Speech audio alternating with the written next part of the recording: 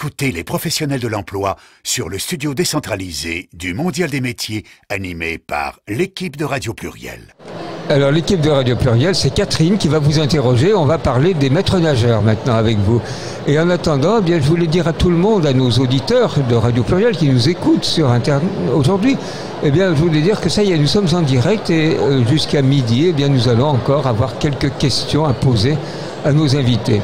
Des invités qui sont un petit peu partout, qui sont au Mondial des métiers. C'est la 24e fois que se fait ce Mondial des métiers ici à Eurexpo. Et c'est une découverte pour nous, les gens de la radio, parce que tous les jours, eh bien, on découvre des personnes qui ont des tas de choses à nous raconter. Et aujourd'hui, eh bien, on va parler des maîtres nageurs avec vous.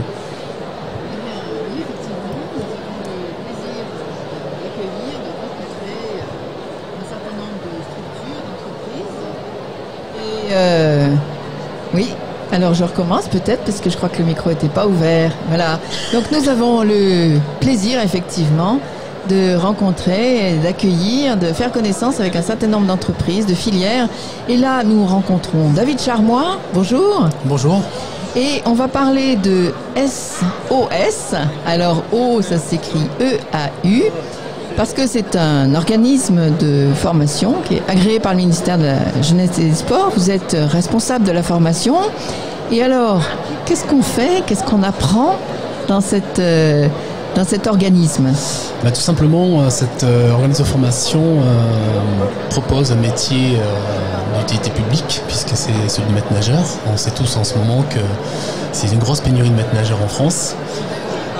C'est une formation qui dure 8 mois, dans le prérequis et le BNSSA. Donc BNSSA que nous pratiquons en étroite collaboration avec une association qui s'appelle Allo MNS.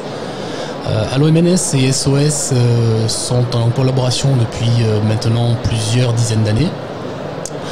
Allo MNS fait donc le brevet national de sécurité et sauvetage aquatique qui permet justement à ces jeunes garçons de pouvoir travailler en période estivale, que ce soit au bord de lacs, rivières, en piscine et ainsi que sur le milieu littoral. Et à l'issue, bien sûr, ils recevront la proposition de pouvoir faire ce qu'on appelle le BPGEPS-AN, qui est le brevet de la jeunesse et éducation sportive et populaire, activité aquatique de la natation. Voilà. Donc c'est une école qui est basée sur Bron. La formation dure 9 mois. Elle débute en septembre et elle s'achève au mois de mai. Pourquoi au mois de mai? Tout simplement pour leur permettre justement de travailler en période estivale avec leur nouveau diplôme de maître nageur sauveteur et de postuler en septembre dans les différentes collectivités territoriales ou organismes privés.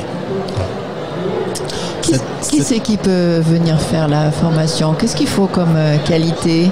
Alors déjà la première chose c'est l'empathie. Oui. Pour faire ce métier, il faut aimer les gens parce qu'on est toujours au contact avec les gens. Oui, c'est intéressant parce que vous dites l'empathie avant de dire savoir nager. C'est intéressant. Tout à fait, oui. Non, mais parce que c'est une vraie qualité, parce que dans ce métier, savoir nager c'est un fait. C'est une obligation, parce que sinon on n'a pas de sens. En revanche, aimer les gens, c'est le principal. Être capable de pouvoir dialoguer avec eux, de leur faire comprendre les choses, de faire la prévention sur la sécurité. Je pense que c'est une condition sine qua non pour intégrer ce métier. Aujourd'hui, le métier est tellement diversifié, on peut faire plein d'activités, de l'aquafitness, de l'aquagym, on peut faire de la pédagogie scolaire, on peut faire de l'entraînement sportif. Il y a plein de choses qui relient ce métier, qui permettent à des jeunes qui sont justement, je dirais pas en échec scolaire, mais qui se posent la question de savoir en transbac, qu'est-ce que je vais faire? Est-ce que je rentre à la faculté? Est-ce que je peux faire de la professionnalisation? Donc du coup, à 17 ans, nous, on met en place une préqualification pour ces jeunes-là, à partir de 17 ans, qui leur permettra de connaître déjà le métier en lui-même, en obtenant ce qu'on appelle le BNSSA, tout simplement pour leur permettre de savoir s'ils s'engagent par la suite sur le métier de maître nageur. Voilà. Cette formation qui dure quand même 1097 heures, le métier de maître nageur, avec tout un tas de formations diverses et variées. On amène ce public à connaître les différents endroits dans lesquels ils peuvent pratiquer. Par exemple, parce que les maîtres nageurs, on les imagine, voilà, on les connaît dans les piscines, on les connaît sur le bord des plages, mais qu'est-ce qu'il peut y avoir comme débouchés? Tout simplement, on les amène à pratiquer ce qu'on appelle être capable de sécuriser une zone dans un milieu artificiel, un lac par exemple, être capable d'aller chercher une victime, au fond de l'eau, comme par exemple le lac du Miribel où les jeunes on les entraîne aussi à repérer parmi les algues la recherche de corps. On les entraîne aussi à aller faire le secours à la personne sur la rivière, par exemple Saint-Pierre-de-Bœuf, rivière artificielle avec du courant, pour leur permettre de sauver des gens aussi dans un milieu on va dire plus agressif. Et ensuite on les amène, généralement c'est le littoral, donc vers Perpignan, où pendant une semaine on leur fait des secours donc avec le filin, bouée tube, plan dur, navigation, jet ski, etc. Voilà. Donc ils connaissent les 3 milieux dans lesquels ils sont capables d'œuvrer. Donc la piscine, bien sûr, c'est une condition sine qua non, ça va de pair. Mais principalement tous ces milieux dans lesquels ils peuvent éventuellement se révéler et se dire tiens, pourquoi pas travailler soit en littoral, soit en rivière, soit en lac, plutôt que travailler en piscine. Néanmoins, la piscine reste quand même l'élément principal de la formation, puisqu'ils ont à peu près 60 à 70 heures de théorie sur la pratique scolaire. Donc ils sont en relation directe avec l'éducation nationale sur le terrain, avec les professeurs des écoles, des élèves qui ont entre la grande section maternelle et le CM2. Voilà. Ils pratiquent aussi donc l'activité un peu plus sportive, puisqu'ils font l'école natation avec la Fédération française de natation, où là, ils voient les différentes démarches de pédagogie pour enseigner les différentes nages, les 4 nages. Et bien sûr, ce qui est le plus répandu maintenant de plus en plus auprès des collectivités territoriales, du privé ou des délégations de services publics, c'est le fitness aquatique, les bébés nageurs, les différents publics comme les seniors, le sport et la santé, le handicap, la rémission suite à des maladies.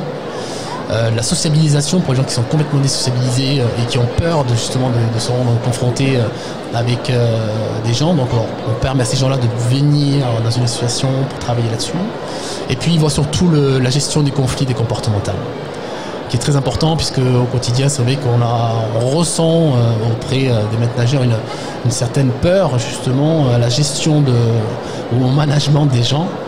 Et de ce fait, en passant par cette formation de 30 heures, cela leur permet justement de connaître un petit peu l'approche envers les clients, on va dire, entre parenthèses, pour leur permettre de parler sans être agressif, sans répondre à l'agressivité éventuellement qu'on leur dirait sur un exemple tout simple qui rentre en conflit souvent avec les maîtres nageurs, c'est je veux pas enlever mon caleçon le long de plage, je veux rester avec mon caleçon le long de plage. Or ici en France, l'hygiène stipule qu'on ne peut pas rester en caleçon long de plage, qu'il faut un boxer ou un maillot de bain.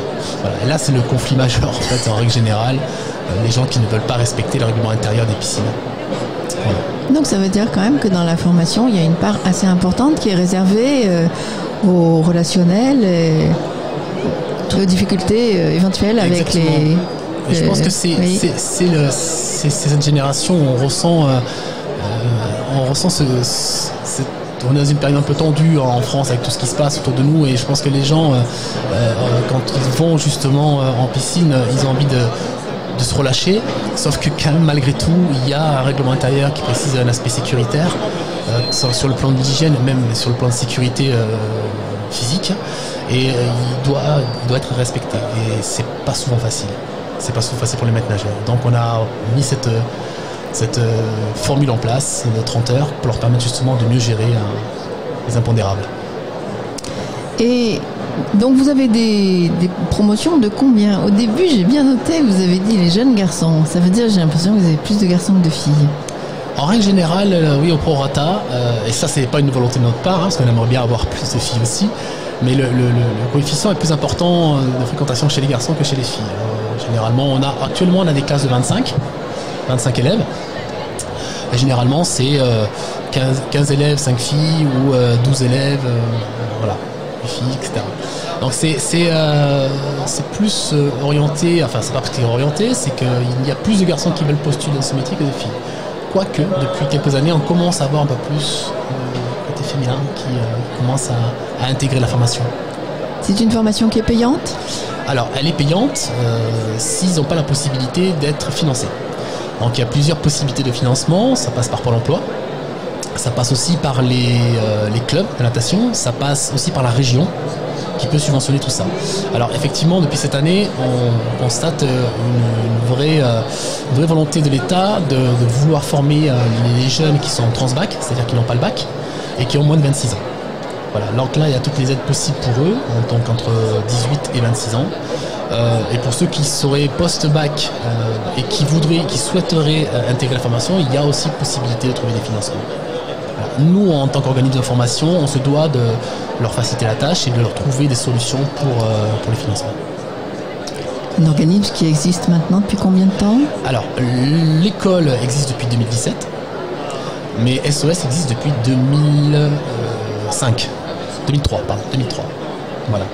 Donc SOS ne fait pas que de la formation maître nageur, SOS fait aussi le permis bateau, SOS fait aussi l'habilitation électrique, sécurité incendie, SOS fait aussi ce qu'on appelle le POS, donc c'est un plan d'organisation de sécurité, on va dire, sur les piscines, pour mettre en place, faire connaître au public, parce qu'ils ont le droit de le voir à l'entrée des piscines, comment se diriger dans une piscine, où est l'infirmerie, où sont les maîtres nageurs, où sont placés les maîtres nageurs, etc. etc. Parmi les jeunes qui sortent, qui ont effectué cette formation, ils trouvent tous du travail? Comment ça se passe? Alors justement, c'est bien, c'est une très bonne question. Aujourd'hui, il y a 5000 postes à pourcevoir au niveau national en période estivale. 5000 postes à temps plein. 5000 pendant l'été. Pendant l'été. Comme demande. Comme demande entre le mois de mai et le mois d'octobre. Comme proposition. Oui. Et ensuite, sur l'année complète, il y a à peu près 1500 postes en CDI à pourvoir dans toute la France. Mm-hmm. C'est-à-dire que c'est un métier qui est en tension. Il en manque énormément. C'est un métier d'utilité publique. Quand vous dites 5000 postes à pourvoir dans l'été, c'est des postes qui ne trouvent pas preneurs, qui ne trouvent pas. Ah oui. Ce sont des demandeurs, enfin c'est des chefs d'entreprise ou des collectivités territoriales qui ne trouvent pas de maître nageur. Voilà. Aujourd'hui, on constate que le taux de noyade a augmenté pour les 6-15 ans. On est revenu comme dans les années 80. C'est vraiment aujourd'hui le ministère fait en sorte de travailler là-dessus. Comment ça se fait ça? C'est parce qu'il manque des maîtres nageurs, donc de moins en moins les enfants sont formés à la natation. Et il manque ce mois, tout simplement. Donc c'est dramatique. Parce qu'il y a une formation à la natation qui est obligatoire à l'école. Alors il y a une obligation, mais après il y a plein de budgets qui sont différents. Il n'y a pas suffisamment de piscines pour le nombre d'écoles. Il y a des écoles qui sont dans les campagnes, qui n'ont pas les moyens de pouvoir partir en ville auprès des piscines. Donc il y a des enfants qui ne sont pas formés. Exactement. Et qui n'apprennent pas à nager. Exactement. Donc là c'est le travail du ministère qui va mettre en place là cette année vraiment pour améliorer le système et permettre à des jeunes à partir de la grande section maternelle de pouvoir aller quotidiennement dans les piscines. Voilà. Nous avec SOS et ALMNS, nous mettons en place une formation gracieuse auprès des surtout en période de vacances à la Toussaint, auprès des centres aérés pour les jeunes en milieu défavorisé. Nous leur permettons d'apprendre à nager en une semaine, au moins de savoir se sauver. Voilà, donc on travaille en collaboration avec la direction de la jeunesse et sport. Et c'est à la piscine de l'ENTPE, donc travaux d'État à Vaux-en-Velin, où là on accueille des centres aérés et on leur fait un programme d'une semaine où ils voient le secourisme par le biais de la ALMNS, qui est une association du ministère de l'Intérieur. Et puis SOS, les maîtres nageurs, pour apprendre à ces enfants à se sauver. Voilà. Eh bien, merci Monsieur Charmois de nous avoir parlé de SOS, S-E-A-U-S, sécurité, eau, secours. C'est un centre de formation où on peut apprendre à devenir maître nageur et il y a d'énormes débouchés, on l'a bien compris. Voilà. Merci. Merci à vous de m'avoir reçu. Au revoir.